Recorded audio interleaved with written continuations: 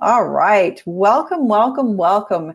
Hello, everybody. I am Liz Lemke, and I am so honored to have the wonderful Tabatha Dragonberry today. And we were just joking around backstage about the little things we do around, do we correct it? Do we leave it? Do we correct it? Do we leave it?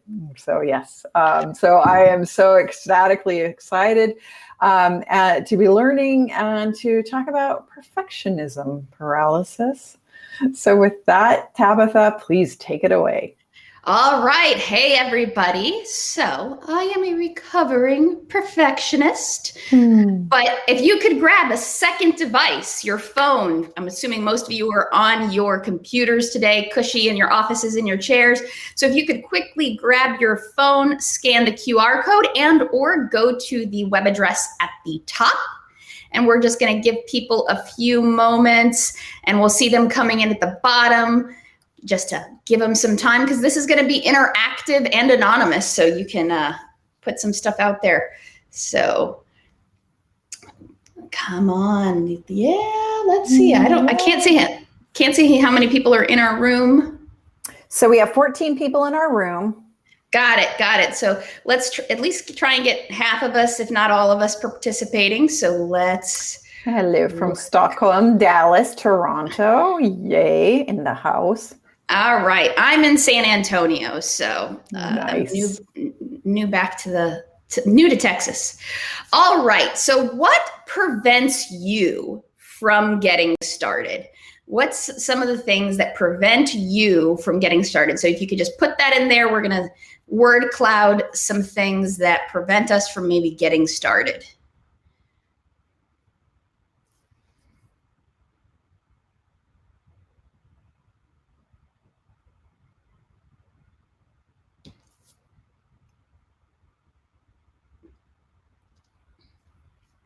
All right. Feels like a little Jeopardy moment. Scared, perfectionism, lack of material, distractions, stress, fatigue. Definitely something that I think all of us face, wanting to be correct. And these are great because they're going to tie into some of the stuff that we're talking about. So next, have you ever been on social media and ever seen an image or comment and know that person and like, their life isn't that perfect? That they present themselves to be maybe something a little different than they are. You know, like that. There's a great cartoon, and I can't think of which one it was that I saw recently, and they show that in the cartoon of how she's wanting her life to be a certain way, and she presents it, and they're always comparing themselves to others. So everybody knows something that has been out there, and they're putting that out there to the world. All right. And so this is what the world sees. They see that perfect mom, those happy kids, social media, magazines, movies, and they basically tell us that everything is always perfect and that's what we should strive to be. But in reality, as someone who's worked on film sets, I know that the audience never sees the mistakes, the outtakes, the script changes, the line changes that are not included in the movie. People in magazines have professional makeup artists, lighting, grips and gaffers, photographers who can touch up those imperfections afterwards. So in reality, you know, you're a mom with happy kids that are making a mess in that moment, and that isn't what you're showing on social media. You're showing these perfect images that you want to pursue. So do you consider yourself a perfectionist? Oh, let me open that up. It's not working. There we go.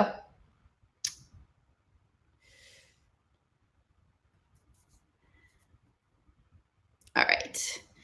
So majority of us do consider ourselves perfectionists, and you know, people can use the word I'm very detail oriented and those types of things. So looks like most of everybody has responded. Oh, got it. Everybody's in. All right. So a lot of us feel that we are perfectionists. Some of us have let go of that, which is wonderful. And then what comes to mind when you think perfection?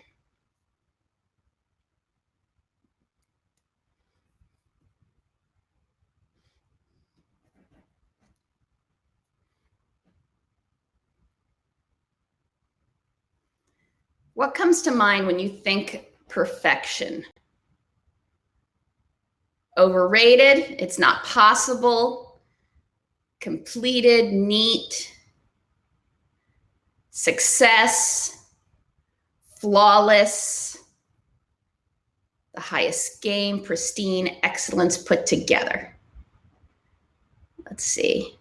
And what I like about the word clouds is the bigger the word, that means more of you had said the same thing. It's burnout. There's another one, right? So the top answers are excellence and burnout, and can't share until I think it's probably can't share until it's done. Yeah. We have a couple more on the chat. We have share those. Subjective, flawless, unattainable, and accuracy. All right. So there's all kinds of different words, and can't share until it's perfect. Right. And so many people have that, and that's what we're going to talk about. So we're going to give a character. We have Sarah. Sarah's boss gives her this project. He gives her a reasonable due date. So yay, right? And with Sarah, she's taking this project and she's like, I'm going to make the storyboard. It's going to be perfect. The SME's going to love it. There's not going to be any revisions, which has already set her up for some disappointment, in my opinion, right? Because that's just not how it really works. What does being perfect take, right? So, well, to make a perfect storyboard, it's gonna take some time, but you know what? This isn't Sarah's only project. She's working on things. So she has been assigned this project in scope of her other projects. So the time she has is not infinite. It has its limits. It's gonna take research. It's going to take interviewing people. It's going to take that deep dive into the data. And maybe it's something that she's interested. Maybe it's something she's not interested in. But from there, she's going to have to organize the outline, gather the graphics, develop it all, and go through that review. So what happens? You know what? Sarah starts to overthink. And everything has to be just right.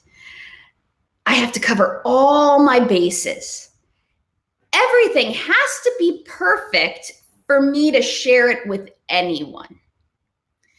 And this causes Sarah to become overwhelmed. And as a defense mechanism, she starts to do unrelated tasks that have nothing to do with the project that's at hand. So honestly, sometimes our imagination can outclass our current skills. I was just working on a project and I'm kind of designing it. And I'm like, oh, I want to do this and I want to do this and I want to do this. And then I'm like, oh, you know what? Let's scale that back a little bit. And then let's scale that back a little bit more because this project needs to be executed in 6 months from beginning to end. And from there, what I initially thought as my pitch for the project that I envisioned at the beginning is not the project I pitched at the end, but it still has a lot of work.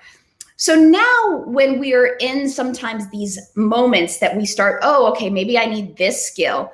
Now I'm going to procrastinate by trying to develop this skill to be able to create what I'm envisioning. And you could also basically not start, right? I'm a new instructional designer. I'm a transitioning career person. And I'm like, okay, I want to make a storyboard. Well, I don't know what I really can put into a storyboard. And then I want to use Storyline for the end product. So I'm going to put the storyboard down and I'm going to go play with Storyline. I'm going to learn what it can do to put into that storyboard. So you get distracted. So let's go there. So that leads into this procrastination. This procrastination behavior causes people to push off the work until you can't push it off anymore. And then what happens? The work ends up being rushed, and it's never going to be what you envisioned in the first place. During this review process, you will be picky, noticing all the things that you envisioned that you didn't put in there. You can make yourself feel bad, viewing everything through a negative lens. And this leads to this negative self-talk that becomes a vicious cycle and can be self-sabotaging. And I think these are some of the things that also kind of go into that imposter syndrome, right? That everyone talks about. And guess what? I don't know anyone who doesn't have it, it's kind of funny. We all are like professionals, yet we all are thinking about imposter syndrome. So let's go to our next. Breaking the pattern. All right. We have to break this pattern of behavior. They say it takes 21 days to break a habit, or 21 days to add to a habit or create a habit. So we really need to strive for growth and improvement on every project. If you're a new professional, or even if you've been in the profession for a long time, there are new things. This conference, I went to a talk yesterday, and there was a spreadsheet with many, many tools, and some of them I've used. Yes. Are there other ones that I didn't? But you need to go out there and just make those improvements little by little, because you're not going to go and win the first prize trophy the first time out of the gate. Another tip is to time block, or what we like to do is theme our week. So with Mondays, my schedule is blocked. I do these and these things because I need to get my week started to get my projects moving forward. Tuesdays, I might work on project pieces here and there. This is the times that I kind of square away for meetings. I know that sometimes our schedules aren't in our control, but you can block out times to say, you know what, I'm going to do this. If you're working for a company, you can set those times in your calendars where people can't make those meetings and working on project X, so that you're able to get those things done. So give yourself mini goals, small goals, not a lot of goals, but little goals that you can reach. You're setting milestones and deadlines to keep yourself moving forward, to stick with it. So I'm working with three other women actually, on a large instructional design project that we are personally doing and financing ourselves. We have meetings every Saturday, and sometimes, everybody has life going on. This is a side project. It's not an income-bearing project currently. So sometimes it's hard to put it in. But when you plan that time, that like Saturday, we have our weekly meeting, set our goals for the week, and then we can say, okay, we're going to put a reasonable goal that moves this project forward by 1%. And over a period of time, it's going to get done, right? And then you just need to complete it. And sometimes that's the hard part, but setting those little steps, even on work projects, get you moving forward, because there's always going to be things that you're wanting to do that try to help you grow, but it's better to do it in a methodical manner. So when you give feedback to others, your coworkers, your friends, what is your goal in helping them? Like, what lens do you do it from?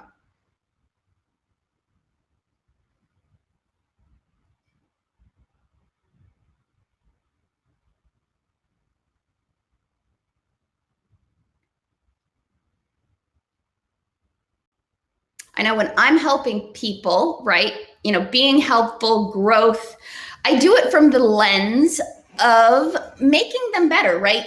That critical feedback isn't done from a negative manner. Improve the final, others grow, helping them grow. Let's see, being helpful, right? No one here is doing it from the lens of being mean, right? We are doing that to help them gain insight, to help them grow, to help them be better, produce an end product. So why is it when we review our own items, we do it from a negative lens? We do it to be nitpicky on ourselves. Yet when we give advice to others or support others, we do it from a positive lens. And that's where, waiting till it's perfect goes against you, because guess what? The people that you're providing your items to for review are also doing the same thing. They are looking to give you feedback in a positive way. And if you're in an organization or have a leader that isn't invested in giving you crucial feedback for growth, that's a different problem, right? So you want to kind of reflect on that. But we should always be doing it from a positive lens for someone else. And really, let's do that for ourselves. I know I am my own worst critic and hold myself to high standards, right? When we review others' work, we need to do it from that positive side and helping them grow. When we do it from ourselves, we need to not judge ourselves harsher than other people would judge us. So review it from a positive lens. What did I do well on this project? What could I improve upon, right? So you still need to identify things for growth, but maybe the last time you were maybe a little disorganized or you didn't meet your deadlines as quickly, but you did it this time. Now you've grown a little bit. What's my next step in improving and getting better? So you're always stepping towards growth, no judgment, and you're wanting to give yourself personal growth. All right, let's look here. Did you notice on 2 slides that my slide colors were off? Like the menu was off or anything like that? Nope. Anybody? So when I was reviewing the slides and I already put them in, I noticed that I didn't change colors on 2 slides. Guess what? I noticed it when I was showing these off, but none of you noticed it. So again, sometimes you notice things that people won't because they didn't know, right? All right, what is something you can do next week to overcome perfectionism, procrastination? What's something that you could just start? All right. Yeah, and I think that's really the biggest thing, just write down a list, get organized, break it down into small bites. And when I'm saying I'm working on a large project, we're doing phase 1 is 120 modules. That's a really large project. So we're breaking it down in small bites to get it done. Is it going to happen overnight? Absolutely not. Make a list out, chunk it out. Yep. Get it out there. All right. That is basically the reality is done is better than perfect. Getting it done gets you one step to that revision to make it better. Nothing is perfect. It doesn't matter, think about, I've worked in the entertainment industry. I'm a professional makeup artist on the side. I can tell you what a model looks like when she walks in, and what you see on the screen or in that magazine at the end is not the same person. I have pictures of me with no makeup and me with makeup on, and it's whew, night and day. All right, does anybody have any questions? Because we have some time for questions, comments. You can connect with me on LinkedIn as well.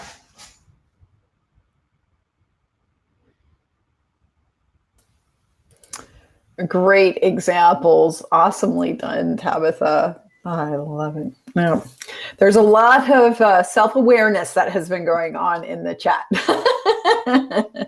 Right. So and we don't really realize that, I think the big thing is we give advice to help others, but yet when we do it for ourselves, we do it from this negative perspective. And when you are negative and negative and negative on yourself, it really changes your mindset and the way your thoughts are and the way you word things.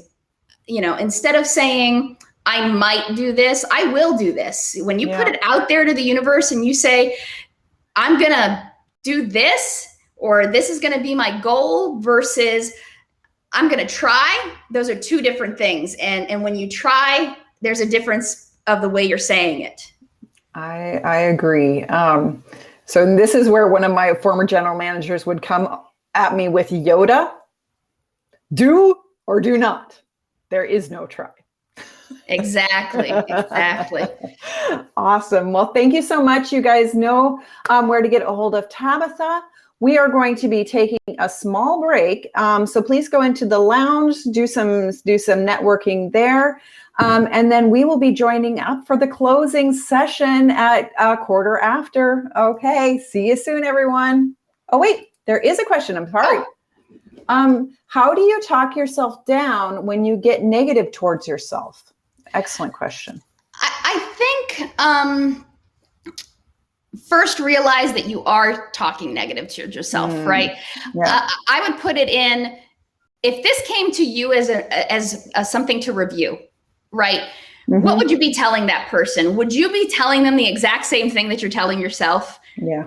And I think that that's where that can help you change your thinking, or you find that like that group of people. So even you might not be able to share things outside of work, but maybe you have a work coworker that you have confidence in, and just, hey, can you just take a look at this, right? Creating that safe space. There's certain people that, like I have certain people that I go to for feedback, and I know that they're not going to sugarcoat it, but I also know that they're doing it for a lens for growth. So I think that treat yourself and look at it. If somebody else gave me this, would this be the words that I'm using? And if it's not, start doing those supportive words instead.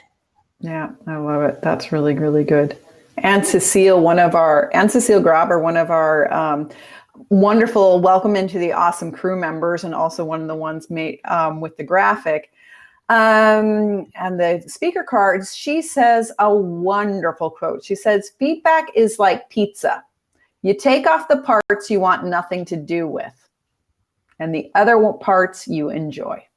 Right. Because not all feedback is good, especially like right now I am in a mentor group, and we're teaching people to give feedback, and you have to exercise that feedback. And it's also, so you exercise giving feedback, and then you exercise getting feedback, because just when I get feedback, I'm like, this is something stylistic. This is something that I would do. It's not necessarily you did it wrong. It's just, if it was my project, I would have done it a little differently. If you go back to the learning conference from last year that was out there, they did like a bracket system of a competition, right? An e-learning competition. And there was 64 people. 64 people got one brief. Guess what? Not a single one of them produced the exact same solution. And that's what I really liked about that process, is seeing, here's a brief and here's a set of designers all coming at it from a different angle. Yeah. So there's certain things that it's like, hey, this is something that's stylistic to me, but hey, you know what? This is something you really want to consider, because this is how it affects your learner versus something stylistic. So I think that also doing it from the lens of what the end goal is this distracting to the learner? Does this add value to the learner? Just kind of like when you're working with SMEs, you need to help them figure out that, the history of whatever they're an expert in isn't needed for the end skill. Love it. Sometimes you got to talk it down to the connections we can help make. I love it. Thank you so much, Tabatha. Thank you, everybody. We will be seeing you soon.